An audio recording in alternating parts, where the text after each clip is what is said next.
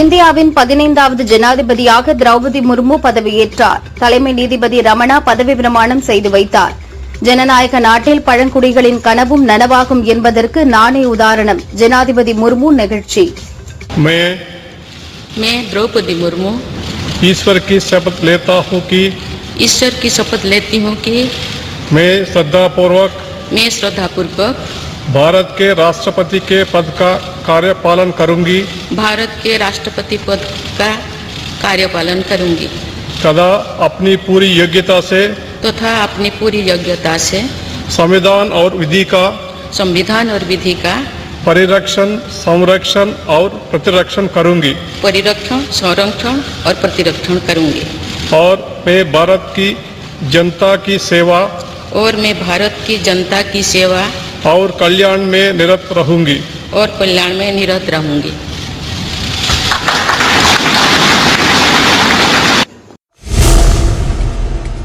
டெல்லியில் பிரதமர் மோடி அமித்ஷாவை சந்திக்காமல் இபிஎஸ் திரும்பியது ஏன்? முன்னாள் அமைச்சர் ஜெயக்குமார் விளக்கம். சொத்து வரி மின்கட்டண உயர்வை கண்டித்து மாவட்ட தலைநகரங்களில் அதிமுக ஆர்ப்பாட்டம். திமுக அரசின் மக்கள் விரோத செயல்பாட்டை கண்டித்து முழக்கம்.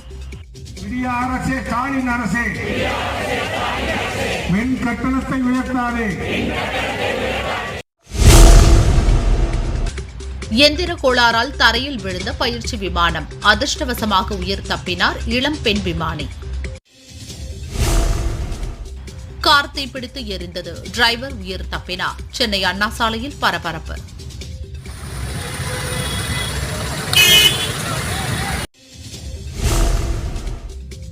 ராஜ்யசபா எம்பியாக இளையராஜா பதவியேற்பு. கடவுளின் பெயரால் உறுதிமொழி ஏற்றார்.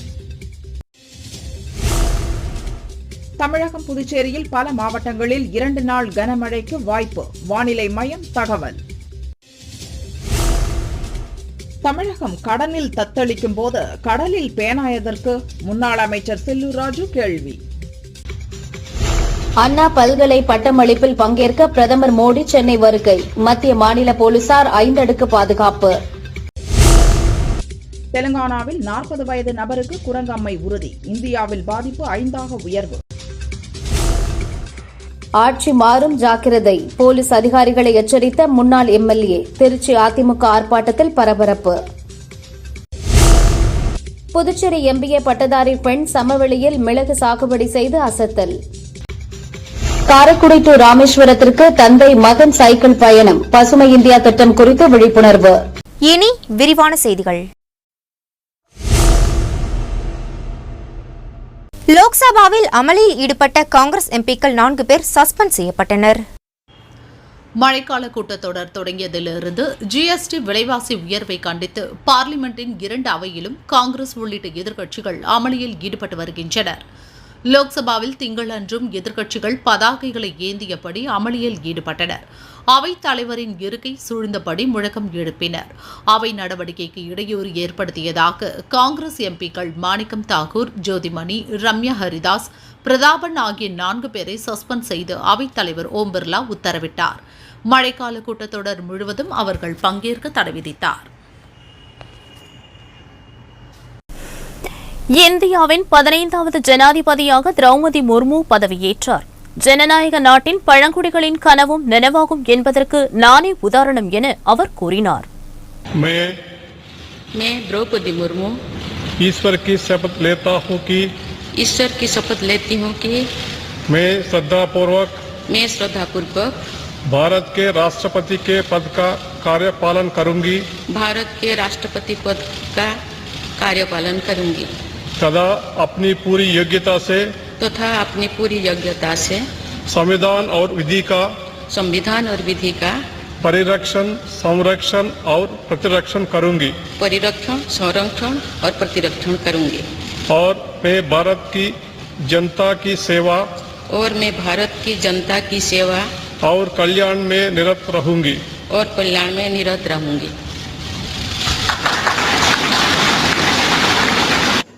இந்தியாவின் 15வது ஜனாதிபதியாக திரௌபதி முர்மு பதவியேற்றார். பார்லிமெண்ட் மைய மண்டபத்தில் நடந்த விழாவில் சுப்ரீம் கோர்ட் தலைமை நீதிபதி NV ரமணா பதவி பிரமாணம் செய்து வைத்தார். அதன் பிறகு ஜனாதிபதி முர்மு பேசியதாவது: 75வது சுதந்திர ஆண்டில் புதிய அத்தியாயம் தொடங்கியுள்ளது. கவுன்சிலராக இருந்த நான் ஜனாதிபதியாக உயர்ந்துள்ளேன்.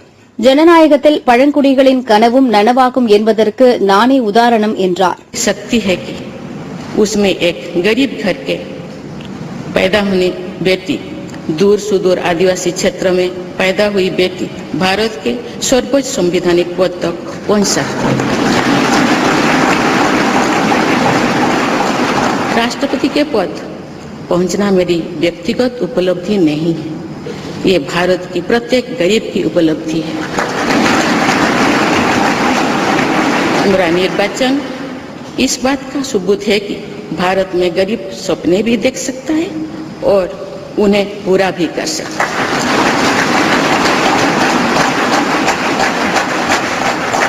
और ये मेरे लिए बहुत संतोष की बात है कि जो सदियों से वंचित रहे, जो जीवन विकास के लाभ से दूर रहे, वे गरीब, दलित, पिछड़े तथा आदिवासी मुझे ये अपना प्रतिबिंब देख सकते हैं. मेरे इस निर्वाचन में देश के गरीब का आशीर्वाद शामिल है. देश की करोड़ों महिलाओं और बेटियों के सपनों और सामर्थ्य की झलक है. இளைஞர் மகளிர் முன்னேற்றத்தில் தனி கவனம் செலுத்துவேன். நாடு வளர்ச்சி பாதையில் செல்ல பாடுபடுவேன் எனவும் அவர் கூறினார். भविष्य के भारत की नींव भी रख रहे हैं. देश के राष्ट्रपति के तौर पर मेरा हमेशा आपको पूरा सहयोग रहेगा. देवियों और सूजन, विकास और प्रगतिशीलता का अर्थ निरंतर आगे बढ़ना होता है, लेकिन साथ ही अपने अतीत का ज्ञान भी उतना ही आवश्यक है. आज जब विश्व सस्टेनेबल प्लैनेट की बात कर रहे हैं तो उसमें भारत की प्राचीन परंपराओं, हमारे अतीत की सस्टेनेबल लाइफस्टाइल की भूमिका और बढ़ जाती है. मेरा जन्म तो उस जनजातीय परंपरा से हुआ है जिसने हजारों वर्ष से प्रकृति के साथ तालमेल बनाकर जीवन को आगे बढ़ाया है. விழாவில் துணை ஜனாதிபதி வெங்கையா நாயுடு, பிரதமர் நரேந்திர மோடி, லோக்சபா சபாநாயகர் ஓம் பிர்லா, மத்திய அமைச்சர்கள், கவர்னர்கள், முதல்வர்கள், வெளிநாட்டு தூதர்கள், எம்பிக்கள் உள்ளிட்டோர் பங்கேற்றனர். டில்லியில் பிரதமர் மோடி அமித்ஷாவை சந்திக்காமல் இபிஎஸ் திரும்பியது ஏன் என்பதற்கு ஜெயக்குமார் விளக்கமளித்தார். டெல்லி சென்ற அதிமுக இடைக்கால பொதுச் செயலாளர் இபிஎஸ் பிரதமர் மோடி அமித்ஷாவை சந்திக்காமல் சென்னை திரும்பியது ஏன் என்பதற்கு முன்னாள் அமைச்சர் ஜெயக்குமார் விளக்கமளித்தார். செயலாளர் டெல்லி போயிருந்தார். அவருடைய பயணத்தை பாதியிலேயே முடிச்சுட்டு வந்ததா ஒரு தகவல் இருக்கு. பிரதமர் உள்துறை அமைச்சருக்கு நேரம் கேட்டிருந்தும் நேரம் கொடுக்கல அப்படின்னு சொல்லப்படுது. அந்த கருத்து அதெல்லாம் உங்களுக்கு தெரியுமா? உங்களுக்கு நீங்களா கிளப்பி விடுறீங்க. அதெல்லாம் இங்கே கழக அலுவல் இருக்குது.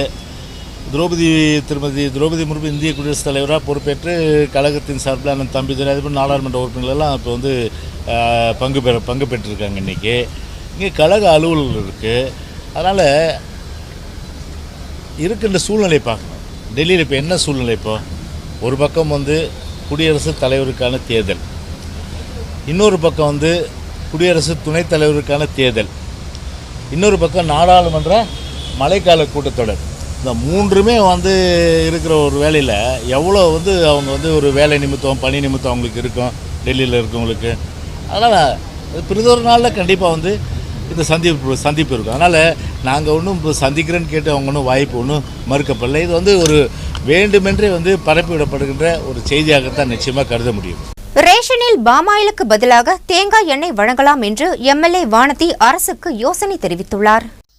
கொப்பரை தேங்காய் கொள்முதல் நிலையங்களை அதிகரித்து கொள்முதல் காலத்தை நீட்டிக்க வேண்டுமென கோவை தெற்கு எம்எல்ஏ வானதி சீனிவாசன் தமிழக அரசுக்கு கோரிக்கை வைத்துள்ளார். கொப்பரைக்கு மத்திய அரசின் குறைந்தபட்ச ஆதார விலையுடன் தமிழக அரசு கிலோவுக்கு ரூபாய் 15 கொடுத்து கொள்முதல் செய்ய வேண்டும். தமிழக ரேஷன் கடைகளில் பாமாயில் வழங்கப்படுகிறது. மலேசியாவிலிருந்து இறக்குமதி செய்யப்படும் பாமாயிலுக்கு பெரும் தொகையை மானியமாக வழங்குகிறது. ரேஷனில் பாமாயிலுக்கு பதிலாக தேங்காய் எண்ணெய் வழங்கினால் அதற்காக ஒதுக்கப்படும் மானியம் தமிழக விவசாயிகளுக்கு சென்று சேரும். ஸ்டாலினும் இதற்கு முன்பு இதே யோசனையை கூறியிருந்தார். ரேஷன் கடைகளில் தேங்காய் எண்ணெய் வழங்குவதே தென்னை விவசாயிகளின் பிரச்சினைகளுக்கு நிரந்தர தீர்வாக அமையும் என வானதி சீனிவாசன் குறிப்பிட்டுள்ளார். முன்னாள் முதல்வர் பழனிசாமி 4800 கோடி ரூபாய் டெண்டர் முறைகேட்டில் ஈடுபட்டதாக திமுக அமைப்பு செயலாளர் RS பாரதி 2018 சென்னை ஹைகோர்ட்டில் வழக்கு தொடர்ந்தார். ஒட்டஞ்சத்திரம், தாராபுரம், அவினாசிப்பாளையம் 4 வழிச்சாலை, மதுரை ரிங் ரோடு, திருநெல்வேலி செங்கோட்டை 4 வழிச்சாலை உள்ளிட்ட நெடுஞ்சாலை திட்டங்களை உறவினர் சுப்பிரமணியம் மற்றும் தமக்கு வேண்டியவர்களான நாகராஜன், செய்யாத்துறை, சேகர் ரெட்டி ஆகியோர் பங்குதாரர்களாக இருக்கும் நிறுவனங்களுக்கு சட்டவிரோதமாக பழனிசாமி வழங்கியுள்ளார். அதிகார துஷ்பிரயோகம் செய்து ஆதாயம் அடைந்துள்ளார். சிபிஐ விசாரணை வேண்டுமென RS பாரதி கூறியிருந்தார். முகாந்திரம் இருந்தால் சிபிஐ விசாரிக்கலாம் என ஹைகோர்ட் பச்சை கொடி காட்டியது. சுப்ரீம் கோர்ட்டுக்கு சென்ற பழனிசாமி இடைக்கால தடை பெற்றார். இந்த வழக்கு 4 ஆண்டுகளாக நிலுவையில் உள்ளது. இதை விரைந்து விசாரிக்க வேண்டும் என தமிழக அரசு வக்கீல் ரஞ்சித்குமார் முறையீடு செய்தார். ஏற்றுக்கொண்ட தலைமை நீதிபதி அமர்வு வழக்கு விரைவில் பட்டியலிடப்படும் என உறுதியளித்தது. கள்ளக்குறிச்சி கனியாமூரில் +2 மாணவி மரணத்தை தொடர்ந்து பள்ளி சூறையாடப்பட்டது. இதனால் மாணவர்களின் கல்வி தடைப்பட்டுள்ளது. இது தொடர்பாக கலெக்டர் ஸ்ரவன்குமாருடன் அமைச்சர் மகேஷ் ஆலோசனை நடத்தினார். பின் பேசிய அவர், புதன்கிழமை முதல் ஆன்லைனில் வகுப்புகள் நடத்தப்படும் என்று தெரிவித்தார். 9 முதல் 12 வரையுள்ள மாணவர்களுக்கு நேரடி வகுப்பு நடத்த விரைவில் மாற்று ஏற்பாடு செய்யப்படும் என்றார். வருகின்ற புதன்கிழமையிலிருந்து அனைத்து மாணவ செல்வங்களுக்கும் ஆன்லைன் வகுப்புகளை ஆரம்பிக்க வேண்டும் என்கின்ற முடிவை நாம் எடுத்திருக்கின்றோம். ஆக அந்த வகையிலே அந்த ஆன்லைன் வகுப்பு வருகின்ற புதன்கிழமையிலிருந்து அனைத்து வகுப்புகளுக்கும் எடுக்கப்படும் என்று சொன்னாலும் 9th, 10th, 11th, 12th ரொம்ப அது முக்கியமான வகுப்புகள். ஆனால் அவங்களாம் வந்து இமீடியட்டாக போர்டு எக்ஸாமுக்கு தங்களை தயார் செய்ய வேண்டும் என்ற ஒரு சூழ்நிலை இருக்கின்றது. குறிப்பாக 9ஆம் வகுப்பு படிக்கின்றவர்கள் அடுத்தது 10ஆம் வகுப்புக்கான அதற்கும் தங்களுடைய பயிற்சியில் தங்களை ஈடுபடுத்திக் கொள்ள வேண்டிய சூழ்நிலை இருக்குது என்று சொல்லும் பொழுது அவர்களுக்கு என்று அதை அடுத்த வாரம் ஒரு வாரம் ஆன்லைன் கிளாஸ் இருந்து விட்ட பிறகு அவர்கள் எல்லாம் பிசிக்கலாக அவர்களுக்கு பாடம் நடத்துவதற்கு தேவைப்படுகின்ற அந்த கிளாஸ் ரூம்ஸை தயார் செய்ய வேண்டும் என்று முடிவெடுத்திருக்கின்றோம். ஆக இன்றைக்கு கிட்டத்தட்ட இந்த 3000க்கும் மேற்பட்ட குழந்தைகளுடைய அந்த சர்டிஃபிகேட்ஸ்லாம் வந்து இன்றைக்கி நிறைய எரிஞ்சு போச்சு. ஸோ இதை நாம் எப்படி சரி செய்து தரப்போகின்றோம் என்று சொல்லும் பொழுது மெட்ரிக்கை பொறுத்த வரைக்கும் பார்த்தீங்கன்னா எம்எஸ்சியில் ஆல்மோஸ்ட் எல்லா சர்டிஃபிகேட்டும் நாங்கள் வச்சுருக்கோம். பட் இருந்தாலும் அந்தந்த மாணவர்களிடம் எங்களுடைய மாவட்ட ஆட்சித்தலைவருடைய தலைமையில் நாங்கள் கோவை சிறுமுகை அருகே வெள்ளிக்குப்பம் பாளையம் டாஸ்மாக் மதுக்கடை மேற்பார்வையாளர் விஜய் ஆனந்த் விற்பனை மூலம் கிடைத்த 15 லட்சம் ரூபாயை மேட்டுப்பாளையம் இந்தியன் வங்கியில் டெபாசிட் செய்ய பைக்கில் சென்றார். வங்கி அருகே சென்றபோது பின்தொடர்ந்து வந்த மர்ம நபர்கள் விஜய் ஆனந்த் முதுகில் கத்தியால் குத்தியுள்ளனர். நிலை தடுமாறி விழுந்தவரிடம் பணத்தை பறிக்க முயன்றனர். சுதாரித்த விஜய் வங்கிக்குள் ஓடினார். கொள்ளையர்கள் அங்கிருந்து தப்பி சென்றனர். பணம் தப்பியது. விஜய் மருத்துவமனையில் சேர்க்கப்பட்டார். போலீசார் விசாரிக்கின்றனர். திருவள்ளூர் கிள்ளச்சேரி பள்ளி விடுதியில் மாணவி தூக்கில் தொங்கியது பற்றி சிபிசிஐடி விசாரிக்கும் என அறிவிக்கப்பட்டுள்ளது. கலெக்டர் ஆல்பி ஜான் வர்கீஸ், காஞ்சி சரக டிஏஜி சத்யபிரியா, SP கல்யாண் ஆகியோர் பள்ளிக்கு சென்று விசாரித்தனர். உயர் அதிகாரிகள் சம்பவ இடத்துக்கு வந்து அதில் தற்போது சிபிசிஐடி துறைக்கு இந்த வழக்கு மாற்றம் செய்யப்பட்டுள்ளது. இந்த வழக்கை பொறுத்த வரைக்கும் முழுக்க இந்த சிபிசிஐடிக்கு துறைக்கு இந்த வழக்கு மாற்றம் செய்யப்பட்டு விசாரணை செய்யப்படுகிறது. இதை பொறுத்த வரைக்கும் மிகவும் it is an unfortunate incident. அது துறை ரீதியாக ஆய்வு நடந்து வருகிறது. இதை பொறுத்த வரைக்கும் மாவட்ட நிர்வாகம் சார்பாக, மாவட்ட காவல் கண்காணிப்பாளர் சார்பாக அனைத்து ஒத்துழைப்பும் சிபிசிஐடிக்கு கொடுக்கப்பட்டு வருகிறது. எங்களோட அதிகாரிகளும் காலையில் இருந்து இங்கே இருக்கிறார்கள். ஸோ இந்த துறை சார்ந்த ஆய்வு தற்போது நடந்து வருகிறது. காலையில் சம்பவம் நடந்த உடனே அவங்க பெற்றோருக்கு தொலைபேசி மூலம் சொல்லிட்டாங்க. அவங்களும் வந்துட்டாங்க. அண்ணா, அவங்க அண்ணி எல்லாருமே அவங்க உள்ள தான் இருக்காங்க. அவங்க எல்லாருக்குமே தகவல் சொல்லியாச்சு. இந்த குழந்தை ஏதாவது டைரியோ இல்லை நோட்லேயோ ஏதாவது எழுதி வச்சுருக்கீங்க? அந்த மாதிரி எதுவுமே இல்லை இது வரைக்கும். பட் சிபிசிஐடினே அவங்க சர்ச் பண்ணி ஏதாவது எடுத்தாங்கன்னா மேடம், இப்போ பார்த்தீங்கன்னா இது வந்து ஒரு தவறான தகவலாக வாட்ஸ்அப்பு, ஃபேஸ்புக்கிலலாம் போயிட்டுருக்கு. என்னென்னு பார்த்தீங்கன்னா, மாணவி தற்கொலை வந்து முறைப்படி அவங்க பெற்றோர்களும் தெரிவிக்கல. அதுக்கப்புறம் காவலர்கள் இவ்வளோ பேர் நீங்கள் இறக்கி இருக்கிறதுனால இது குறித்து ஒரு அச்சம் மற்ற மாணவர்களுடைய பெற்றோர்களுக்கும் வந்து நேரடியாக நாங்கள் பார்த்தோம். இதுக்கு என்ன நீங்கள் பதில் சொல்ல போகிறீங்க? இல்லை, இப்போ காவல்துறை வந்து இப்போ நிறைய இடத்துல வந்து ஏதோ பிரச்சனை பண்ணிடுவாங்கன்றதுக்காக நம்ம காவலர்களை வந்து கொண்டு வர வேண்டியிருக்கு. மற்றபடி வழக்கை வந்து விசாரித்து முறையாக ரொம்ப துரிதமாக அவங்க நடவடிக்கை எடுத்துருவாங்க. மணலியில் வகுப்பறை கூரையின் கான்கிரீட் பெயர்ந்து விழுந்தது. குழந்தைகள் காயமின்றி தப்பினர். சென்னை அடுத்த மணலியில் மாநகராட்சி தொடக்கப்பள்ளி உள்ளது. 1000க்கும் மேற்பட்ட குழந்தைகள் படிக்கின்றனர். 30 ஆண்டுகள் பழைய கட்டடம் என்பதால் ஏற்கனவே சேதமடைந்திருந்தது. 3ஆம் வகுப்பறையில் கூரையில் இருந்து லேசாக மண் கொட்டியது. சுதாரித்த ஆசிரியர் மாணவர்களை அங்கிருந்து அப்புறப்படுத்தினர். சிறிது நேரத்தில் கான்கிரீட் பெயர்ந்து விழுந்தது. மாணவர்கள் காயமின்றி தப்பினர். புதுக்கோட்டையில் 17 வயது சிறுமி கடத்தி பாலியல் வன்கொடுமை செய்யப்பட்டார். இந்த வழக்கில் கீரனூர் கிராம நிர்வாக உதவியாளர் 38 வயதான முருகேசன் மற்றும் 16 வயது சிறுவன் ஆகியோர் போக்சோவில் கைது செய்யப்பட்டனர். சிறுமி வாயில் பலவந்தமாக மது ஊற்றி பலாத்காரம் செய்தது விசாரணையில் தெரியவந்தது. இருவரும் சிறையில் அடைக்கப்பட்டனர். 75வது சுதந்திர தின விழாவையொட்டி வீட்டுக்கொரு தேசிய கொடி வழங்க வேண்டும் என்று அர்ஜுன் சம்பத் கோரிக்கை விடுத்தார். 75வது சுதந்திர தினத்தையொட்டி இந்து மக்கள் கட்சி நடத்தும் ரத ஊர்வலம் திருநெல்வேலி வந்தது. வஉசி சிலைக்கா கட்சி தலைவர் அர்ஜுன் சம்பத், பாஜக எம்எல்ஏ நயினார் நாகேந்திரன் மாலை அணிவித்தனர்.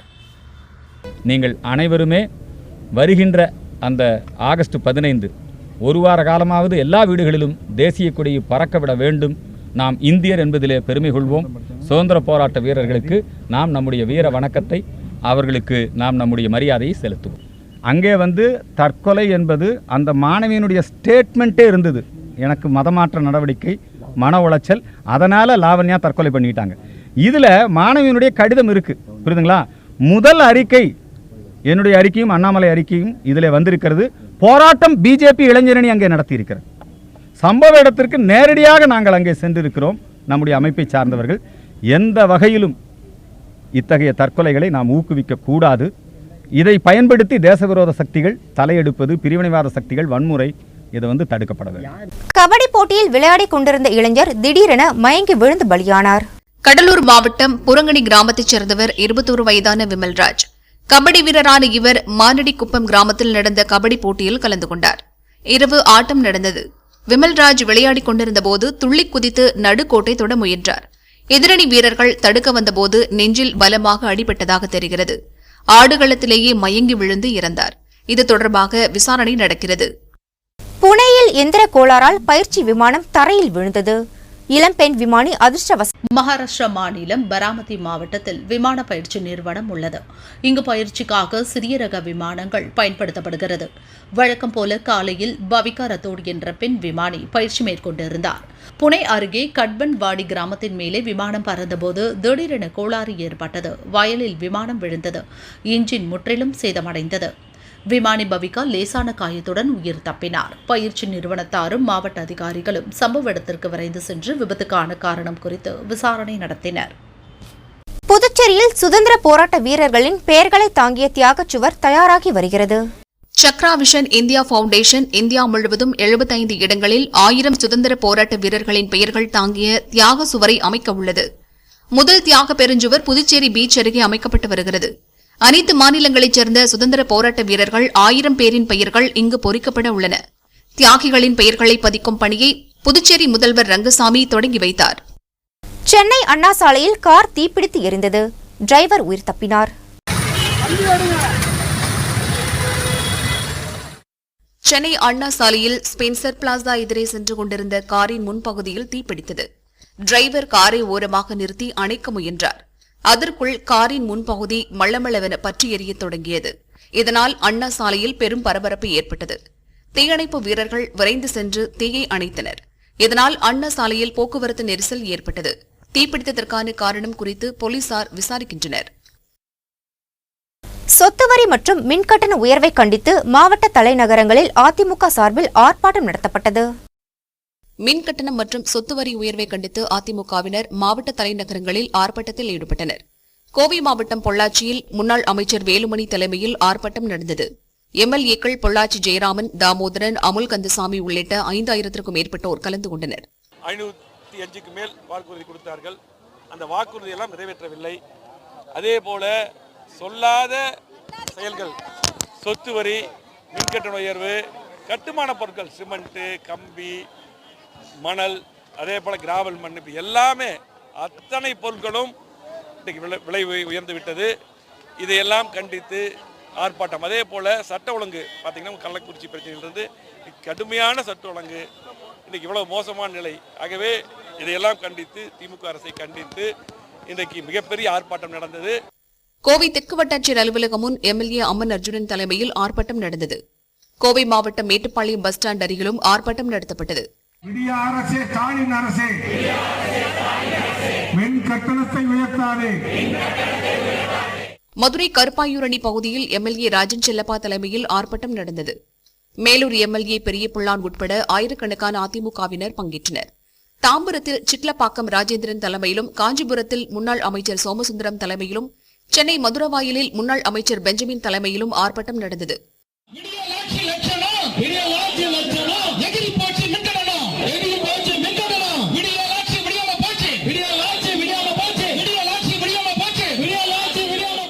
கள்ளக்குறிச்சி மாவட்டம் திருக்கோவிலூரில் நடந்த ஆர்ப்பாட்டத்தில் 3500க்கும் மேற்பட்ட அதிமுகவினர் பங்கேற்றனர். திருவாரூர் புதிய ரயில் நிலையம் முன் முன்னாள் அமைச்சர் காமராஜ் தலைமையில் ஆர்ப்பாட்டம் நடைபெற்றது.